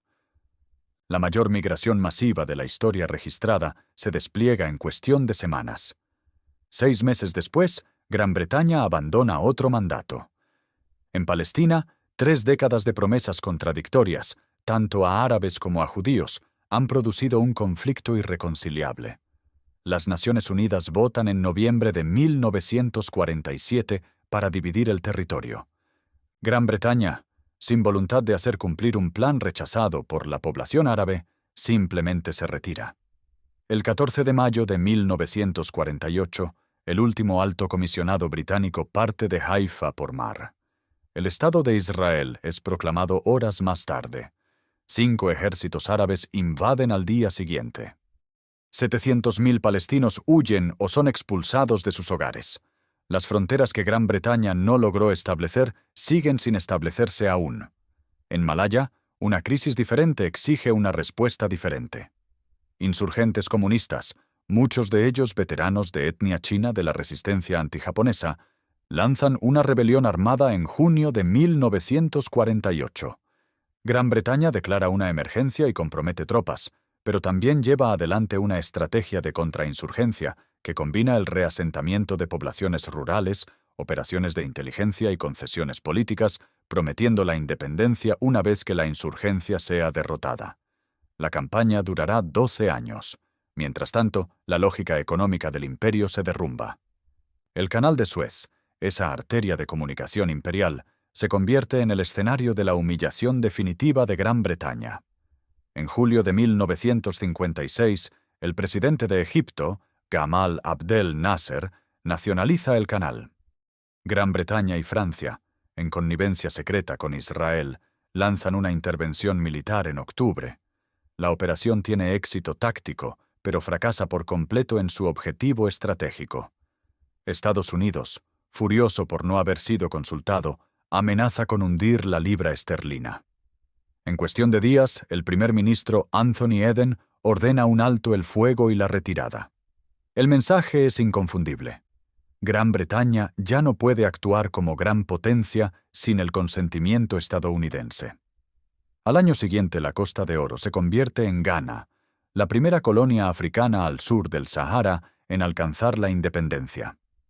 Kwame Nkrumah se presenta ante multitudes jubilosas en Accra el 6 de marzo de 1957, declarando que la independencia de Ghana carece de sentido a menos que esté vinculada a la liberación total de África. En febrero de 1960, el primer ministro Harold Macmillan se dirige al Parlamento sudafricano en Ciudad del Cabo y reconoce lo que la década ha demostrado. Un viento de cambio sopla a través del continente. Declara: la era del imperio europeo en África está llegando a su fin. La declaración no es profecía. Es el reconocimiento de un hecho consumado. La velocidad de la disolución supera todo lo que la oficina colonial había anticipado. En el único año de 1960, 17 naciones africanas alcanzan la independencia. El año en sí mismo pasa a conocerse como el Año de África.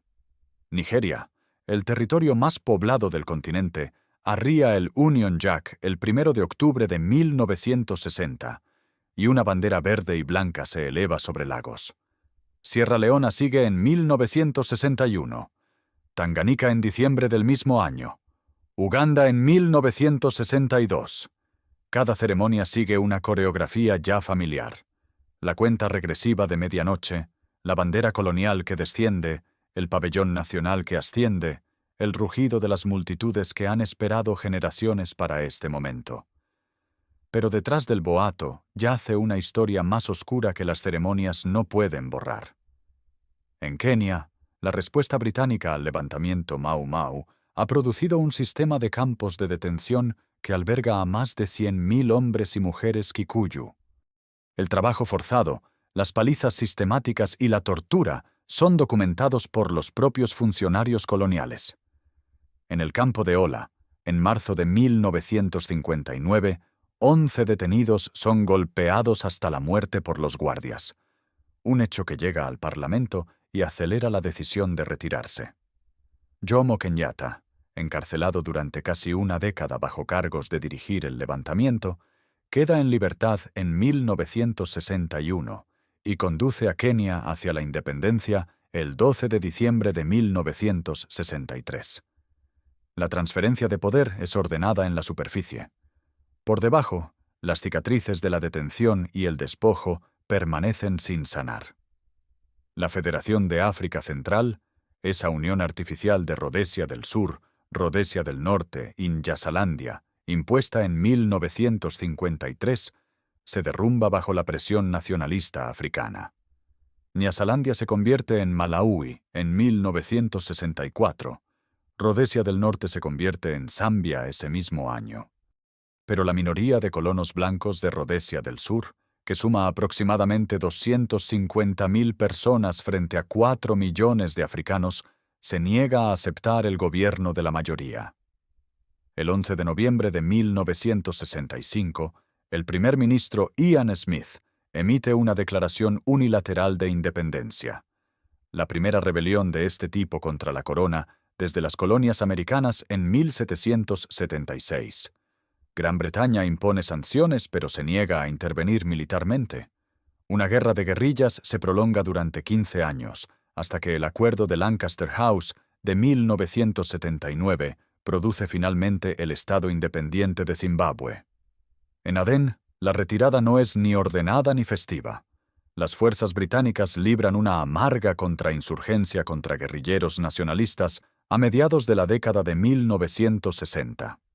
El 30 de noviembre de 1967, los últimos soldados británicos abordan helicópteros desde el aeródromo de Cormacsar bajo fuego de francotiradores. La colonia se convierte en la República Popular de Yemen del Sur. Es la salida militar más humillante desde Suez. En enero de 1968, el primer ministro Harold Wilson anuncia la retirada de las fuerzas militares británicas del este de Suez, del Golfo Pérsico, de Singapur, de Malasia. La decisión está impulsada por la necesidad económica. La libra esterlina ha sido devaluada. El Tesoro no puede sostener compromisos militares globales. Para 1971, la gran base naval de Singapur pasa completamente al control local. La frontera militar de Gran Bretaña se contrae al Atlántico Norte y al continente europeo. El Caribe sigue su propio ritmo. Jamaica y Trinidad y Tobago alcanzan la independencia en 1962. Barbados en 1966. Las islas más pequeñas siguen a lo largo de la década de 1970. Las Bahamas, Granada, Dominica, Santa Lucía, San Vicente. Cada una conserva a la corona como jefe de Estado nominal, al Consejo Privado como tribunal de última apelación y al cricket como pasión nacional, herencias institucionales que sobreviven al vínculo político. Hong Kong sigue siendo la gran anomalía. Arrendado a China en 1898 por 99 años, Su devolución es una cuestión de obligación contractual más que de revuelta nacionalista. El territorio prospera como enclave capitalista, su futuro diferido pero inevitable. Para 1980, el imperio formal se ha reducido a una dispersión de pequeñas islas y Gibraltar. Luego, en abril de 1982, Argentina invade las Islas Malvinas, un archipiélago azotado por el viento con 1.800 súbditos británicos en el Atlántico Sur. Margaret Thatcher despacha una fuerza naval de tarea a 8.000 millas de distancia para recuperarlas. La guerra dura 74 días, cuesta 255 vidas británicas y termina con la rendición argentina. Es la última guerra imperial, librada no por territorio o comercio, sino por el principio de que los deseos de una población remanente no pueden ser anulados por la fuerza. El imperio que una vez gobernó una cuarta parte de la tierra, ahora defiende pequeños peñascos en los confines del mundo. Las motas de roca permanecen, pero la sombra se extiende por continentes. En 1981, la Ley de Nacionalidad Británica redibuja los límites de la pertenencia, despojando del derecho automático de residencia a los ciudadanos de las antiguas colonias, codificando en la ley una distinción entre la isla y sus antiguas posesiones que la geografía siempre había implicado, pero la política había oscurecido durante mucho tiempo. La ley llega cuando la generación Windrush, aquellos migrantes caribeños que reconstruyeron la Gran Bretaña de posguerra desde 1948 en adelante, descubre que décadas de residencia, trabajo y pago de impuestos no garantizan nada sin documentación. Sus hijos y nietos enfrentarán amenazas de deportación bien entrado el siglo XXI. Un escándalo que estalla en 2018 cuando el Ministerio del Interior destruye tarjetas de desembarco y exige documentación que nunca fue emitida. Las fronteras trazadas en las oficinas imperiales continúan sangrando. En Cachemira, la línea de control establecida en 1948 sigue siendo la frontera más militarizada de la Tierra. India y Pakistán han librado 4 conflictos por un territorio que la apresurada partición de Mountbatten dejó sin resolver. En Palestina, las promesas contradictorias del mandato a las poblaciones árabe y judía han producido 7 décadas de ocupación, intifadas y procesos de paz fallidos. En toda África, las fronteras de línea recta que atraviesan comunidades étnicas y lingüísticas generan guerras civiles en Nigeria, Sudán, Ruanda y el Congo. La arquitectura de Sykes-Picot en Irak se fractura a lo largo de líneas sectarias que el gobierno mandatario británico consolidó en lugar de sanar. Una realidad que se vuelve visceral cuando las fuerzas británicas regresan a Basora en 2003, patrullando calles que sus abuelos gobernaron en su día. A medianoche del 30 de junio de 1997, la bandera del Reino Unido desciende sobre la Casa de Gobierno en Hong Kong. El príncipe Carlos y el gobernador Chris Patten observan cómo el territorio pasa a la República Popular China bajo los términos de la Declaración Conjunta de 1984. La lluvia cae sobre la ceremonia. La última posesión colonial significativa regresa a su soberano, 156 años después de que el Tratado de Nankín la cediera. La transferencia es ordenada, televisada y definitiva. La Mancomunidad de Naciones persiste, 56 Estados miembros en la década de 2020, que abarcan 2.400 millones de personas. Celebra cumbres, organiza juegos y promueve el comercio, aunque no posee autoridad vinculante. Varias naciones caribeñas inician procesos formales hacia el republicanismo. Cuando Isabel II muere en septiembre de 2022, tras 70 años en el trono, la pregunta de si la corona conserva algún significado más allá de las costas británicas se vuelve inmediata. Barbados ya se había convertido en república en 2021. Jamaica, Australia y otros debaten si seguir el mismo camino. En Bristol, en junio de 2020, los manifestantes derriban la estatua de bronce de Edward Colston, comerciante de esclavos, filántropo, benefactor cívico, y la ruedan hasta el puerto. En Oxford, los estudiantes exigen la retirada de Cecil Rhodes de la fachada del Oriel College. Los museos de toda Gran Bretaña reciben peticiones para devolver artefactos saqueados. los bronces de Benín, los mármoles del Partenón, el diamante Koh-i-Noor. El debate no es meramente sobre objetos, sino sobre el relato. ¿Qué historia cuenta el pasado nacional y qué sufrimiento reconoce? El Brexit, promulgado en 2020, lleva una resonancia posimperial inconfundible. El lenguaje de la soberanía recuperada, de una Gran Bretaña global liberada de las restricciones europeas, hace eco de viejas fantasías de independencia marítima. Sin embargo, los acuerdos comerciales buscados con las antiguas colonias resultan modestos, y la mancomunidad no puede sustituir a un mercado continental de 450 millones de personas. El Londres moderno en sí mismo es el legado más visible del imperio. Una ciudad donde se hablan más de 300 lenguas, donde los restaurantes de curry superan en número a las freidurías de pescado, donde el Servicio Nacional de Salud depende de médicos y enfermeras reclutados de las antiguas colonias. La lengua inglesa, el derecho consuetudinario, el procedimiento parlamentario y el modelo de gobierno de Westminster operan en decenas de naciones. Los ferrocarriles construidos para la extracción ahora transportan viajeros en India, Kenia y Malasia. El imperio ha desaparecido. ¿Sus consecuencias? No. Viven en fronteras, idiomas, códigos legales, disparidades económicas, historias familiares y la memoria en disputa de lo que se hizo, lo que se soportó y lo que permanece sin resolver.